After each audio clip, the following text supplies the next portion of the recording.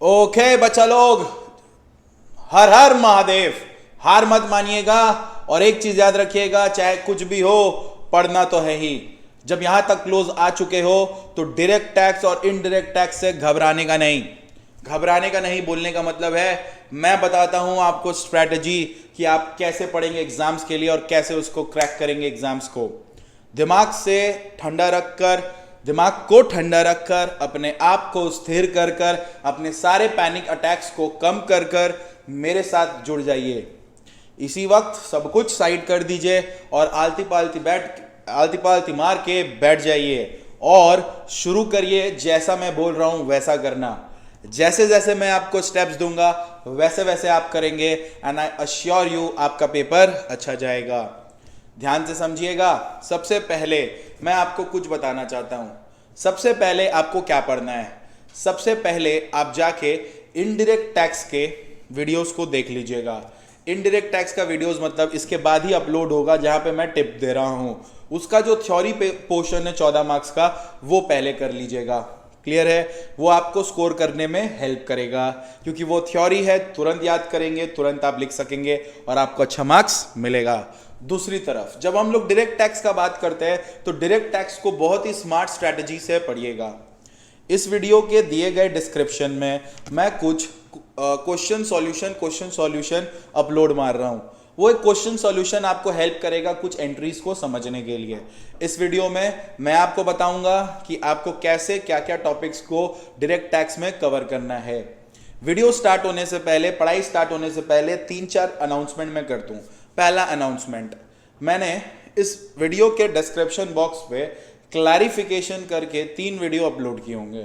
Number 1 clarifications बहुत ज़रूरी है, जो बात करता है 115 BAC का। उसका वीडियो भी मैंने पूरा अपलोड किया है, उससे आपको MCQs मिलेंगे। प्लीज़ देखिएगा, 50 मिनट्स का वीडियो है। That will help you to understand the concept of calculating tax under 115 BAC and also वो बात करेगा सरचार्ज और रिबेट्स का भी। Next video number 2 tax liability के बारे में बात करेगा कि टैक्स लायबिलिटी कैसे निकालते हैं, उसमें भी सम्स मैंने करवाया है। नंबर 3 जो है वो ये रहेगा कि मैं आपके साथ इंपॉर्टेंट क्लैरिफिकेशन डाल देता हूं 115 BAC ऑप्टेड और नॉट ऑप्टेड का। आप प्लीज़ वो ज़रूर देखिएगा। जो बच्चे हेड वाइज कभी नहीं किए हैं, हेड वाइज अच्छा से करना चाहते हैं, तो मेरा ऑलरेडी वीडियो यूट्यूब में अपलोडेड है, मैं हूं ना सीरीज बोल के, और मैं वाकई में था आपके साथ। आप प्लीज़ उसको गो थ्रू कर लीजिएगा हेड वाइज जिसको ज़रूरत है। चौथा चीज़, सर 3 बोल के 4 मेरा आदत है। चौथा चीज़ ये है कि सेट ऑफ और क्लबिंग का वीडियो अपलोडेड है 20-20, 25-25 मिनट का। उस वीडियो का भी डिस्क्रिप्शन में डाल देता हूँ। सेट ऑफ हो चाहे क्लबिंग हो, अगर आप उसको मेरे यूट्यूब वीडियो से कर लेंगे, मैं आपको वादा करता हूँ वो आपका क्रिस्टल क्लियर हो जाएगा। आपको फिर पढ़ने का भी ज़रूरत नहीं है, वीडियो ही काफ़ी रहेगा आपके लिए। क्लियर है? जितने गए टॉपिक्स है उतने गए टॉपिक्स का एक्सप्लेनेशन में दे दिया। डायरेक्ट टैक्स में सबसे पहले याद रखिएगा कि आपको residential status, agriculture income and scope of total income पढ़ना है। ये 3 से एक क्वेश्चन वो लोग आपसे पूछ सकते हैं अलॉन्ग विथ सैलरी। ठीक है? अब रेसिडेंशियल स्टेटस का वीडियो मैंने ऑलरेडी यूट्यूब में अपलोड किया है, उसका भी वीडियो मैं इस डिस्क्रिप्शन में दे दूंगा। जो लोग देखना चाहे वो देख सकते हैं। फिर दूसरा एग्रीकल्चर इनकम का भी वीडियो मैं दे दूंगा और स्कोप ऑफ टोटल इनकम मैं अभी आपके साथ डिस्कस कर लेता हूँ। रहा बात सैलरी का, आइए मैं आपको बताता हूं कि सैलरी हेड में एग्जाम पर्सपेक्टिव से आपको क्या क्या प्रोविजंस के ट्रीटमेंट को समझना पड़ेगा। सैलरी हेड में जब आप आएंगे तो प्लीज़ ध्यान से समझिएगा। सैलरी हेड में आपको एक चीज़ जो सबसे ज़्यादा इंपॉर्टेंट है वो ये समझना है कि जितने भी अलाउंसेस आप पढ़ रहे हैं वो अलाउंसेस सारे के सारे टैक्सेबल नहीं होते हैं।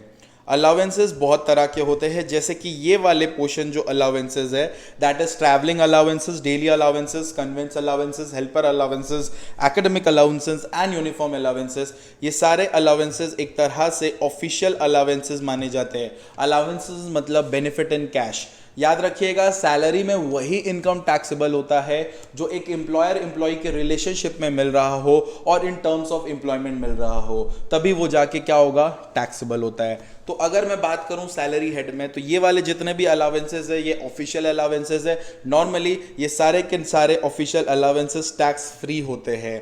लेकिन अगर आपको मिलने वाला ये पैसा ऑफिस काम के लिए आप सेव करते हो, आप इस रुपया को सेव करते हो, तो जितना अमाउंट आप सेव करोगे वो टैक्सेबल हो जाएगा, यानी कि saving is taxable. Moving on to the next treatment. Next treatment में ये है कुछ personal allowances. Personal allowances employer employ को देता है अपने एक्सपेंडिचर को मीट करने के लिए, जिसमें से आता है चिल्ड्रन एजुकेशन अलाउंसेस जो एग्जेम्प्ट रहेगा मैक्सिमम 100 रुपीज पर मंथ पे। हॉस्टल एक्सपेंडिचर अलाउंसेस जो एग्जेम्प्ट रहेगा 300 रुपया पर मंथ पे, पर चाइल्ड पे, यानी कि दो चाइल्ड पे आपको इतना एग्जेम्पशन मैक्सिमम मिलता है। यानी कि अगर आप चिल्ड्रन एजुकेशन अलाउंसेस आपको मिल रहा है 200 रुपया, 100 रुपये एग्जाम, 90 रुपया तो 90 रुपये एग्जाम, मैक्सिमम है वो। ट्रांसपोर्ट अलाउंसेस एग्जाम रहता है 3200 रुपया per month for a person who is handicapped and blind, ठीक है, ओके। उसके बाद आपको कुछ नहीं पढ़ना है, यहाँ पे आ जाइएगा। हाउस रेंट अलाउंसेस का ट्रीटमेंट देख लीजिएगा। एम्प्लॉयर एम्प्लॉय को घर लेके रेंट पे रहने का पैसा देता है, मतलब वो रेंट देता है ताकि आप घर को रेंट पे लेकर रहे। तो वो जो रेंट देता है वो एक तरह का हाउस रेंट अलाउंसेस है जो आपको बेनिफिट होता है इन कैश में। तो जितना भी रेंट आपको मिल रहा है वो पूरा का पूरा टैक्सेबल नहीं होगा, बट उसमें से कुछ हिस्सा क्या हो जाएगा, एग्जेम्प्ट हो जाएगा। तो एग्जाम कैसे निकालेंगे, कितना अमाउंट एक्चुअली मिल रहा है उसको माइनस कर देंगे। रेंट पेड, जितना रेंट पेड आ रहा है आप उसको माइनस कर देंगे 10% ऑफ सैलरी से, और आप दूसरी तीसरी तरफ ले लेंगे 50% ऑफ सैलरी।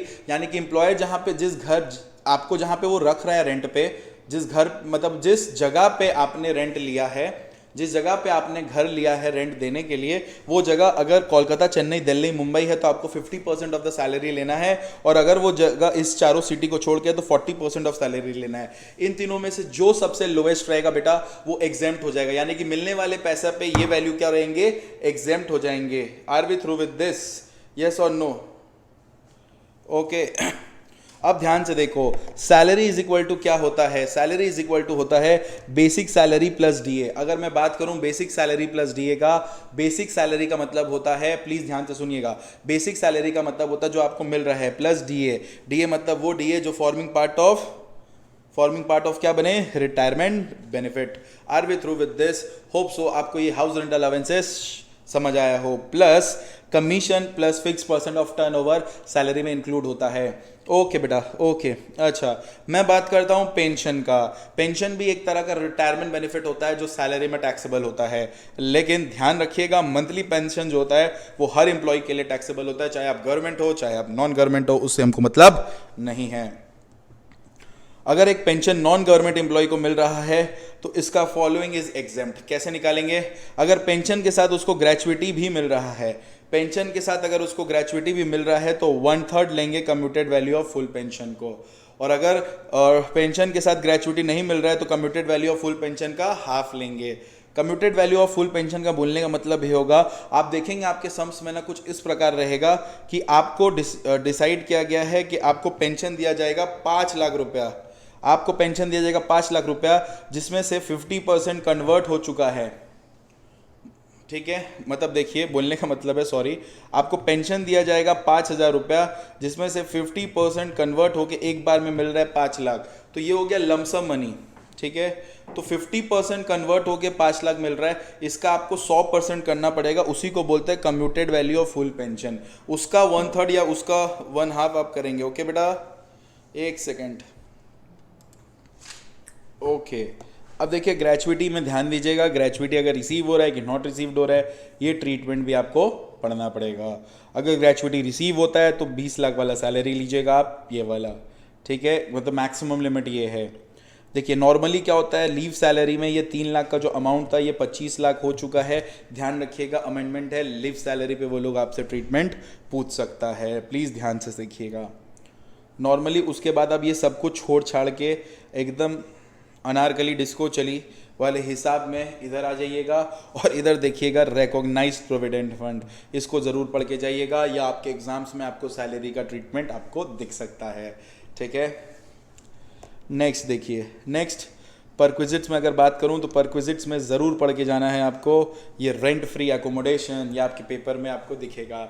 एम्प्लॉयर क्या करता है, एम्प्लॉय को रेंट फ्री एकोमोडेशन देता है। बोलने का मतलब है कि वो घर देता है रहने के लिए एम्प्लॉय को, ठीक है, घर देता है रहने के लिए किसको, एम्प्लॉय को। तो ध्यान से रखिएगा, अगर आपका पॉपुलेशन 15 लाख तक है तो आपको मिलेगा 5%, 15 लाख से ज़्यादा है, 40 लाख तक है तो 7.5%, और 40 लाख से ज़्यादा है तो 10%। ये वाला पॉपुलेशन वाला जो है ये 2011 के स्लैब्स के है, 2011 में ये हुआ था। और ये जो अभी यहाँ पे ये देख पा रहे हो ये 2001 वाला है। आप अपने एग्ज़ाम में इस पे फोकस करिएगा, ओके। मतलब अगर आपका पॉपुलेशन ऑफ एरिया, देखिए अगर आपका पॉपुलेशन ऑफ एरिया एक्सीड नहीं करता 15 लाख तक है तो 5%, ठीक है। अगर आपका पॉपुलेशन ऑफ एरिया एक्सीड करता है 15 लाख से 40 लाख तक है तो 7.5% ऑफ सैलरी, 40 लाख से ज़्यादा है तो 10% ऑफ द सैलरी, अगर ओन्ड बाई एम्प्लॉयर है, यानी कि एम्प्लॉयर एम्प्लॉय को कोई घर दे रहा है तो ऐसे कैलकुलेट होगा। अगर एकोमोडेशन टेकन ऑन रेंट और लीज है तो 15% मत लीजिएगा, आप प्यार से इसको लीजिएगा 10%। और ये वाला पोर्शन को आप ये वाला रेंट फ्री को आप प्लीज़ एग्ज़ाम पर्पज़ के लिए रिवाइज करके जाइएगा, ठीक है, ओके। इंटरेस्ट सेव्ड वाला आप प्लीज़ पढ़ के जाइएगा, प्रोविजंस आपके उसमें आएगा। गिफ्ट वाला आप प्लीज़ पढ़ के जाइएगा, प्रोविजंस पे ध्यान दीजिएगा, ओके। कार वाला लिमिट को भी आप प्लीज़ ये वाला फॉलो करके जाइएगा, आपके पेपर में आपको दिखेगा, ओके। उसके बाद लीव ट्रैवल कंसेशन वाला पोर्शन ज़रूर पढ़ के जाइएगा, मेडिकल फैसिलिटी वाला ज़रूर पढ़ के जाइएगा। डिडक्शन का अगर मैं बात करूं, डिडक्शन अंडर सेक्शन 16 में स्टैंडर्ड डिडक्शन मिलता है 50,000 का, इंटरटेनमेंट अलाउंसेस गवर्नमेंट एम्प्लॉय को मिलता है मैक्सिमम 5,000 का। और प्रोफेशनल टैक्स वाला ट्रीटमेंट ज़रूर देख के जाइएगा कि अगर प्रोफेशनल टैक्स एम्प्लॉयर पे करता है, एम्प्लॉय का एम्प्लॉयर पे करता है तो पहले वो ऐड होता है ग्रॉस सैलरी में, फिर वो लेस होता है। क्लियर है अच्छी तरह से, यस और नो, ये देख के जाइएगा। 115 BAC वाले पोर्शन को समझ के जाइएगा, वहाँ पे मैंने क्लियरली एक्सप्लेन किया है कि कब डिडक्शन नहीं मिलेगा। हाउस प्रॉपर्टी बहुत ही सिंपल है। मैं आपको एक बात बता दूँ, मैं आपका टाइम वेस्ट इस वीडियो के थ्रू नहीं करना चाहता, मैं आपको एक जेन्युइन बात बताना चाहता हूँ। हाउस प्रॉपर्टी का भी एक वीडियो मेरा काफ़ी है आपके पूरे कंसेप्ट को क्लियर करने के लिए, आप ज़रूर देखना, ओके। नेक्स्ट अगर मैं बात करूं पीजीबीपी का, तो पीजीबीपी का सारा सेक्शन पढ़ने का आपको ज़रूरत नहीं है। आप प्लीज़ सेक्शन 32 मन से पढ़ना, डेप्रिसिएशन सेक्शन 32 पढ़ना, नॉर्मल डेप्रिसिएशन और एडिशनल डेप्रिसिएशन। और नॉर्मल डेप्रिसिएशन जो है वो कब मिलता है और एडिशनल डेप्रिसिएशन कब मिलता है, आपको इससे एक सवाल ज़रूर दिखेगा पेपर में ज़रूर दिखेगा आपको इससे सवाल, ये मेरा वादा है, ठीक है।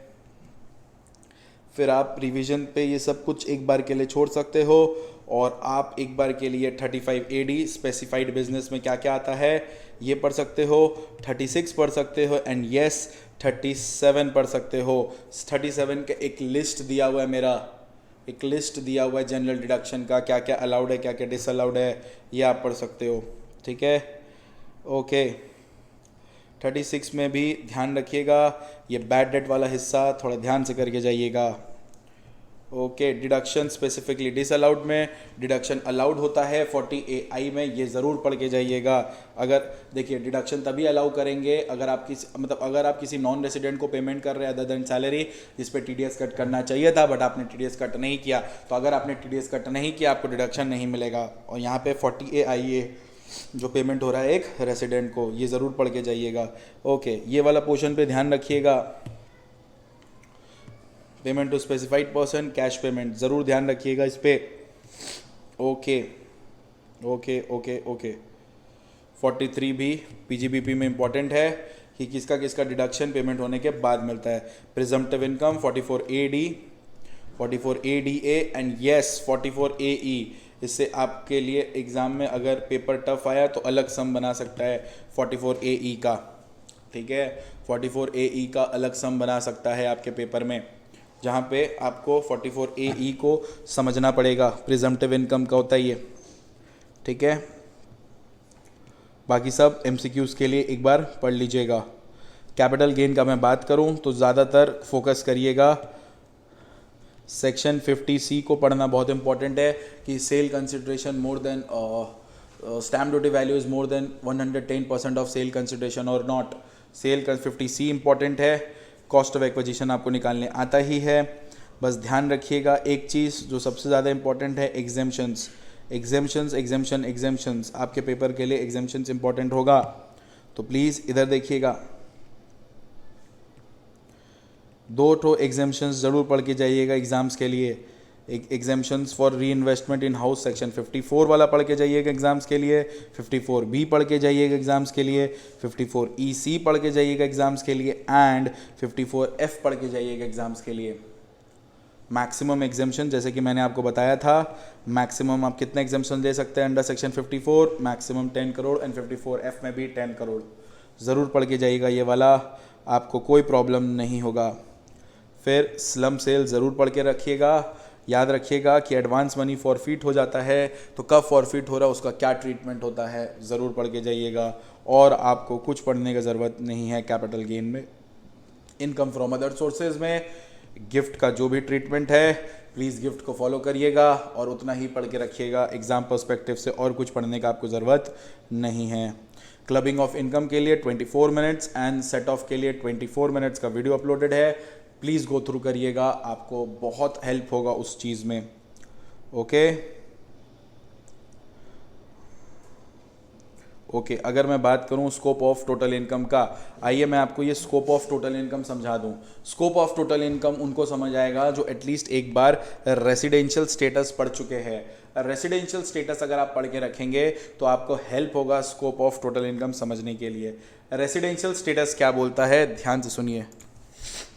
चलिए आ जाइए, थोड़ा सा काम आ गया था, कुछ लोग सो जाते हैं पढ़ते पढ़ते, इधर आ जाइए। इंसिडेंस ऑफ टैक्स और स्कोप ऑफ टोटल इनकम, ठीक है, ये क्या होता है मैं आपको समझाता हूँ। ये पढ़ने से पहले आप पहले रेसिडेंशियल स्टेटस वाले ज़रूर प्रोविजंस देखिएगा।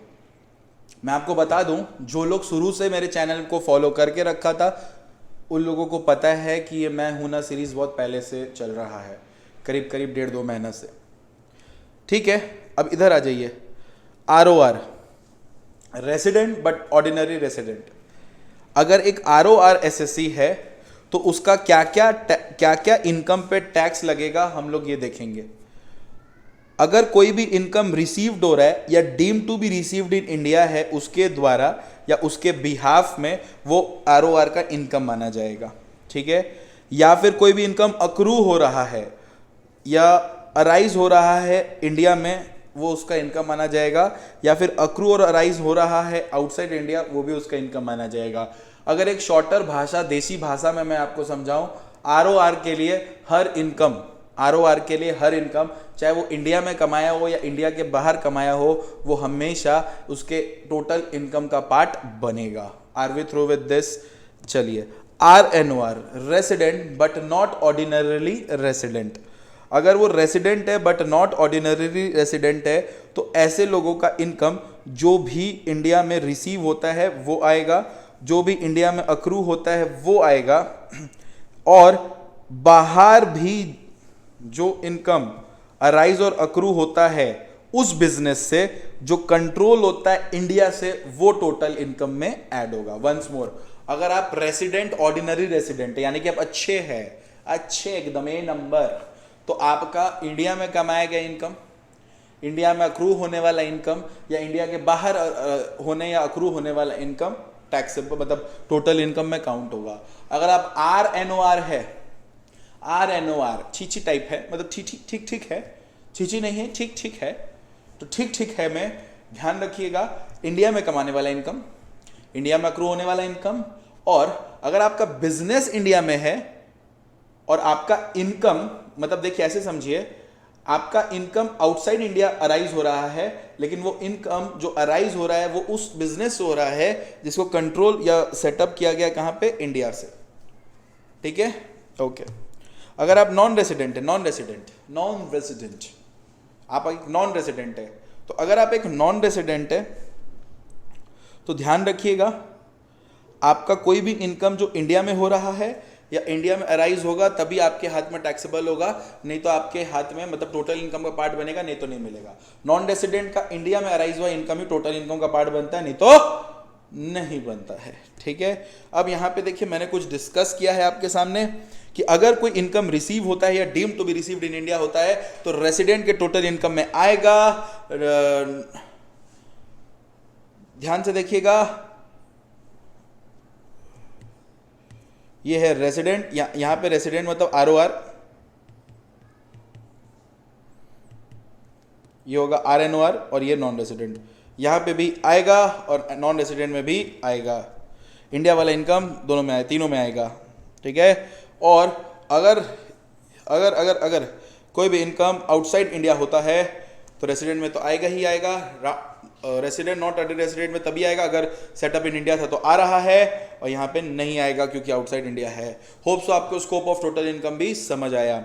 अगर मैं बात करूं डिडक्शंस का, डिडक्शन में मैं आपको बता दूं इसमें से आपको कौन सा दिमाग में रखना है। ATC में आप लाइफ इंश्योरेंस प्रीमियम वाले डिडक्शंस को याद रखिएगा, कंट्रीब्यूशन वाले कुछ पोर्शंस को याद रखिएगा, पेंशंस को, एन्युटी प्लान्स को, ATC को याद रखिएगा, ATCCD1 को याद रखिएगा, contribution to approved pension scheme ATCCD। ये क्या होता है ध्यान से समझिएगा। ATCCD एक तरह का कंट्रीब्यूशन होता है अप्रूव्ड पेंशन फंड में, जो हम लोग एम्प्लॉयर भी कंट्रीब्यूट कर सकता है, एम्प्लॉय भी कंट्रीब्यूट करता है, और अगर आप एक तरह से जॉब करते मतलब सेल्फ एम्प्लॉयड हो आप लोग भी कंट्रीब्यूट कर सकते हो इस पेंशन स्कीम में। तो उस हिसाब से है, ये वाला मैंने एक्सप्लेन्ड है। मैं बच्चों के लिए जिन लोगों को ज़रूरत है इसका भी वीडियो डिस्क्रिप्शन में डाल दूंगा। ओके, 80D वाला डिडक्शन ज़रूर पढ़ के जाइएगा एग्जाम पर्सपेक्टिव से, 80G वाला ज़रूर पढ़ के जाइएगा, 80G वाला, 80G ये वाला भी ज़्यादा मत पढ़िएगा, 80G वाला बस इतना ही पढ़ के चले जाइए, और ये वाला बस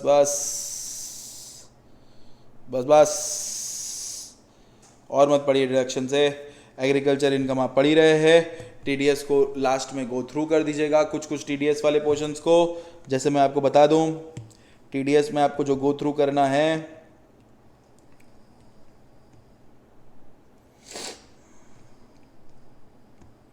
वो ये वाला पोर्शन है, ये वाला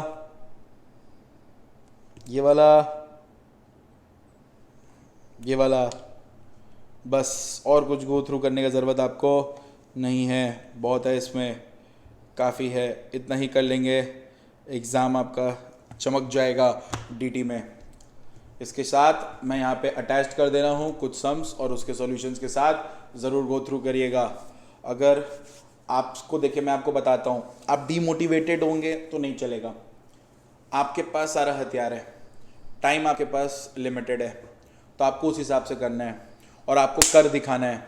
ठीक है, कर दिखाना है बेटा, कर दिखाना है। और अगर आप रेडी है लड़ने के लिए तो ये पूरा दुनिया, मैं बता रहा हूँ, ये पूरा दुनिया आपके सामने झुक जाएगा अगर आप रेडी हो करने के लिए। मेहनत, ट्रस्ट करो इस पर। क्या हुआ है, क्या नहीं हुआ है, क्या होगा, भाड़ में जाए। मेरे पास एक ही दिन है, मेरे को यही दिन को काउंट करवाना है जैसे कि ये सब कुछ है, यही दिन को काउंट करवा देना है कि ये सब कुछ है। इस तरह काम करना है बेटा। भूल जाओ क्या हुआ है क्या नहीं हुआ है, लगे रहो। सारा आपके पास हथियार दे रहा हूं मैं, सारा वीडियोस आपको मैं गो थ्रू करवा दे रहा हूं। करना है हम लोगों को और कर दिखाना है ना। इतना पास आके हार नहीं मानना है, कर दिखाना है बेटा। Love you, my blessing is always with you, always always always. Love you, take care. और एक चीज़ याद रखिएगा हमेशा, कभी भी हो जाए हार नहीं मानना है और करते रहना है। होगा हम लोग से। चलिए, keep learning. Thank you so much, love you.